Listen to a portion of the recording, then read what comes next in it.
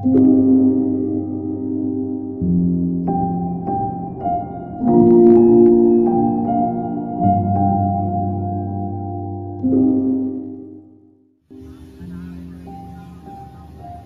bayan ng Hagonoy, may isang islang nakatago sa bigkis ng malawak na himpapawid at katubigan.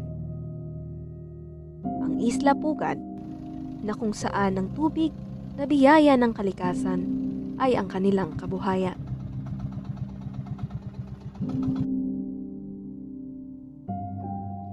Subalit sa likod ng biyayang dala nito, may mga kwentong tila tinatangay ng mga alon at pilit na nilulunod sa limot.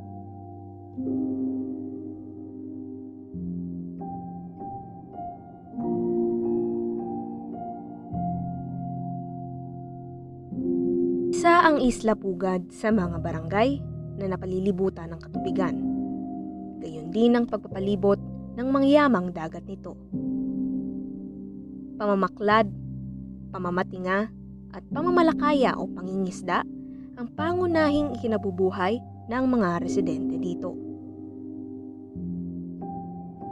Ngunit papaano na lamang ang kanilang kabuhayan kung ipagkakait sa kanila ang mga yamang taglay ng kanilang isla?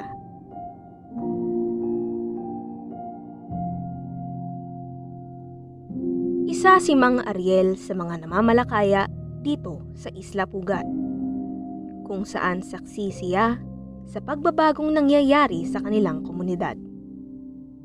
Ikinuwento niyang pangingisda ang kanyang kinalakihan. Dati kasi, yung nung panahon na medyo bata pa ako, nakakapangisda ka lang dahil nasa tabi lang yung isda. Siguro dahil sa mga nasa lantana, masira na yung mga puno, parang malayo na yung pinangingisda ng mga ito na lang, pangkaraniwan yung baklad, pero hindi full taon, pwede ka umumang ng baklad. May mga panahon lang sila. Ngunit sa paglipas ng panahon, tila naging madalang na lamang ang huli ng mga mangingisda sa isla. Ang isa sa mga itinuturing dahilan, ang pagpapatayo ng bagong airport dito sa Bulacan.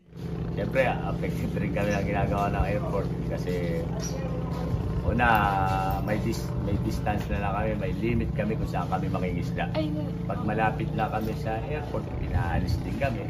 Kalawa, yung pang-humuhukay dito sa tapat namin, dahil sa paghukay nila, mas lumalaki alon, nabubulaog yung isda. Kaya isa na rin siguro dahilan na yan kung bakit wala kaming mahuli sa pangingisda.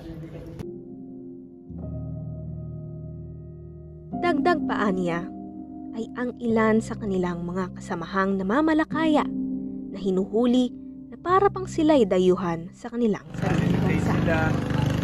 Kaya minsan kami nalulungkot ng mga mangingisda. Para dayuhan kami sa sarili naming bayan, tapos samantalang iba mga ibang bansa nakakapangisda sa Pilipinas. Tapos huli, tutubusin ka ng nangyari. Bali, ilang araw din sila hindi nakapagtrabaho dahil sila nakadetain sila. Baluarte nila sa lugar nila na yun. Pero sila lang tinatawag na bantay dagat, yun yung umuhuli.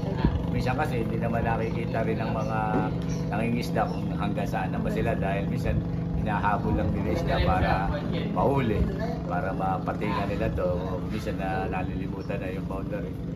Minsan ala pa sa boundary nila, hinuhuli na rin. Sa paglilibot sa isla, naabutan namin si Nanay Ida sa isang tabi na nagugupit ng tuyo ng mga oras na yon.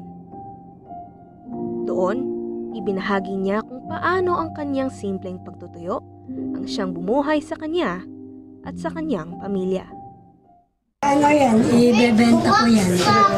150 isang kilo. Hindi, diyan namin kumukuha.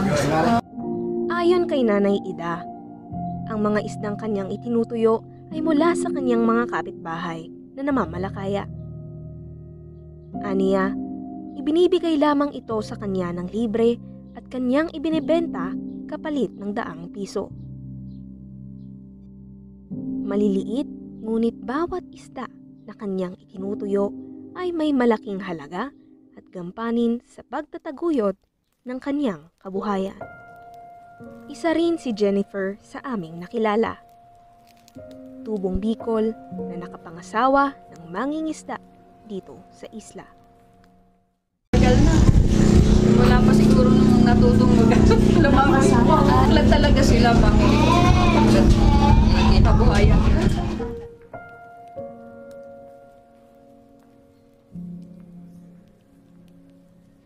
Katulad ng mga mangingisda sa Isla Pugad, malaking pagsubok para sa kanila ang unti-unting pagkakait ng kanilang pinangkukunang yamang dagat na siya ring nagsilbing buhay ng bawat pamilyang umaasa rito. Kung magpapatuloy ang ganitong kalagayan, posibleng unti-unti ring mawala ang pugad na matagal nilang pinapahalagahan at inaalagaan.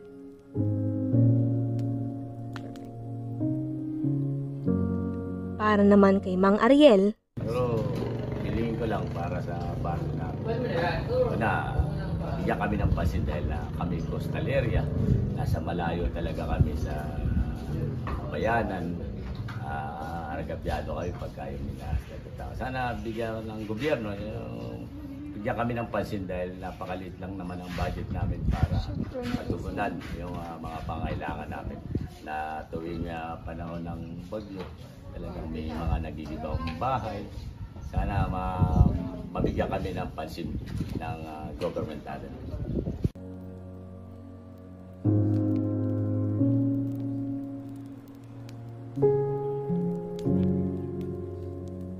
maaaring sabihin na ang Isla Pugad ay pugad ng mga yamang dala ng kalikasan. O di kaya'y nagsisilbi ito bilang pugad ng pag-asang dinggin ng mga panawagang magpapasa hanggang ngayon ay tila ba nilulunod sa limot at tinatangay ng mga alon patungo sa kawalan.